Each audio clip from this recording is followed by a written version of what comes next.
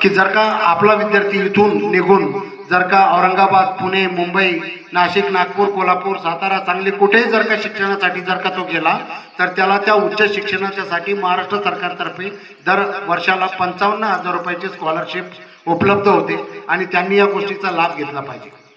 जर का तो लाभ तशा स्वरूपात घेता येत नसेल तर तुमच्या पाल्याचं ॲडमिशन जे तुम्ही इथून औरंगाबादला करा, सिल्लोडला करा, भोकरदन करा, जिल्हा बदली करा. म्हणजे बुलढाणा जिल्ह्यातून ॲडमिशन न घेता तुम्ही ते अकोल्यातून घ्या किंवा औरंगाबादमधून घ्या,